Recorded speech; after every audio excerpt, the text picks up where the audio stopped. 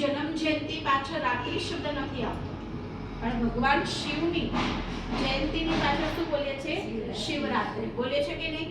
પણ ક્યારે એવો વિચાર આવ્યો છે તમને મનમાં કે રાત્રિ શબ્દ કેમ બોલવામાં આવતો હશે? કોઈ વિચાર આવે છે? તો કહેવાય છે કે ભગવાન શિવ જ્યારે આ ધરતી પર દિવ્ય અવતરિત થાય છે ત્યારે ચારે બાજુમાં કલયુગ રૂપી ઘોર અંધારી શું હોય છે? રાત્રિ. આજ દરેકના જીવનમાં તમે જુઓ તો ભય, ચિંતા, હે ના, ટેન્શન, આ બધાની શું છે? અંદર અંધારું છે કે નહીં?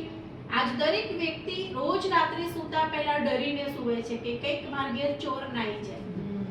આજે એક વિદ્યાર્થી સ્કૂલ જાય છે તો પણ ડરીને જાય છે કે હું પરીક્ષામાં નપાસ ના થઈ જાઉં. આજે એક પૈસાવાળો વ્યક્તિ જ્યારે પૈસા લઈને બહાર નીકળે છે તો પણ એને ડર છે કે મારા પૈસા કોઈ છીનવી ના લે. તો કહેવાય છે કે કલયુગ રૂપી ઘોર અંધારી રાત્રિમાં 5 વિકારોએ માયાનું શું છે આપણા જીવનમાં? અંધારું. અને અંધારું કયું છે? કામ, ક્રોધ, લોભ, મોહ અને અહંકાર.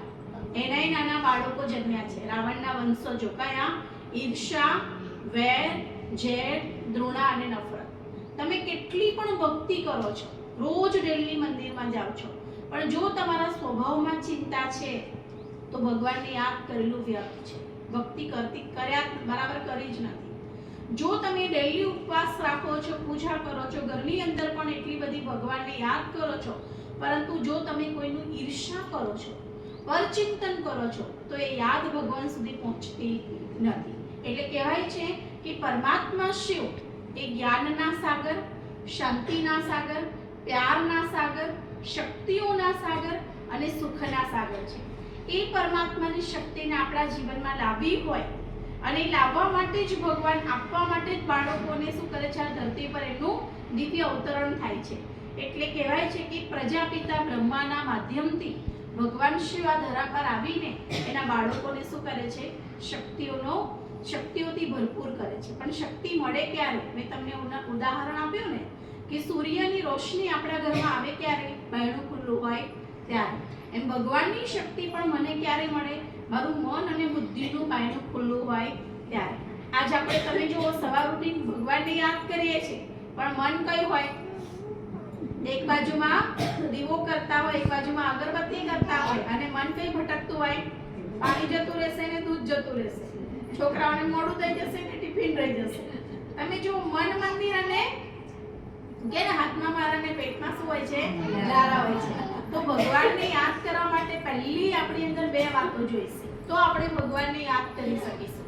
પહેલું અંતર્મુખતા જોઈએ. અંતર્મુખતા એટલે અંદરના જગતમાં જઈને 1 મિનિટ આપણે પોતાની અંદર શું કરીએ?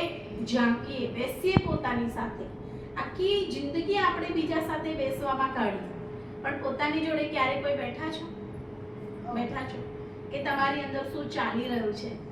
હે ના? તમે કેમ અપસેટ રહો છો? કેમ તમે ખુશ નથી રહેતા? કેમ તમને શાંતિનો અનુભવ નથી થતો? કેમ તમે દુઃખી રહો છો? તો કે આ દુનિયાની અંદર કોઈ વીઆઈપી કે ડોક્ટરની એપોઇન્ટમેન્ટ લેવી ઈઝી છે, પણ પોતાની એપોઇન્ટમેન્ટ લઈને પોતાની સાથે બેસવું એ શું છે? અઘરું છે. તો હવે આપણે પોતાને આ દુનિયાની અંદર કહેવાય છે આયા છે તો ખુશી ખુશીથી જીવન જીવીને જઈએ. જીવનનો મંત્ર શું છે? ખુશ રહો. આજે ભગવાન એમના મહાવાક્યોમાં કહ્યું છે કે જીવનનો સાર શું છે? પ્રસન્ન રહેવું, ખુશ રહેવું. પણ ખુશ કોણ રહી શકે? જે જીવનથી સંતુષ્ટ છે, જેના જીવનની અંદર ઢગલાબંધ ફરિયાદો છે કે ભાઈ મારે તો ઘરવાળો હારો ના મળ્યો, મારે તો હાહુ હારી ના મળી, મારે તો દેરાણી હારી ના મળી, મારે તો ઘર જેવું જોઈતું તેવું મેં તો ધારી તું છું, મારે તો નીકળ્યું છું. તો ફરિયાદોના પિટારા જેના ભરેલા હોય એ ક્યારે જીવનમાં ખુશ કે સંતુષ્ટ રહી શકતા નથી. પરંતુ યાદ રાખો કે સંતુષ્ટ રહેવા માટે કોઈ પરિસ્થિતિ, વ્યક્તિ કે સંજોગ નિમિત્ત નથી હોતો. આજ એક ભીલ તમે જોવો, આપણી ભીલોની જિંદગીમાં ઝાંકીએ ને, ડોકિયું કરીએ ને, તેમના જીવનમાં શું હોય છે? આજે આપણને આટલા મોટા ઘરની અંદર બંગલામાં એક મચ્છું આવી જાય તો આપણે કેટલું આગું પાછું થઈ જઈએ છીએ, અને લોકો તો મચ્છરા જોડે જ ઉવે છે, મચ્છર સાથે જ એમની જિંદગી છે. છતાંય બીમારીઓની અંદર ડોક્ટરની જોડે લાઈનમાં કોણ હોય છે? એક આપણે મચ્છર. આપણે હોઈએ છે કે નહીં? આપણે કે આપણી પાસે સુવિધા હોવા છતાંય આપણે કઈ રહીએ છીએ દુવિધામાં, અને એ લોકો સુવિધા નથી છતાં પણ કેવા રહે છે? ખુશ રહે છે. તો આજથી આ મહાશિવરાત્રીના પાવન પર્વ નિમિત્તે આપણે પોતાને ખુશ રાખવાની જવાબદારી શું કરીએ? જાતે લઈએ. કોઈ પણ પ્રકારની ફરિયાદને આપણે ક્યારે કમ્પ્લેન મનના રૂપમાં ના લઈએ, કેમ કે ભગવાનને કયા બાળકો ગમે છે?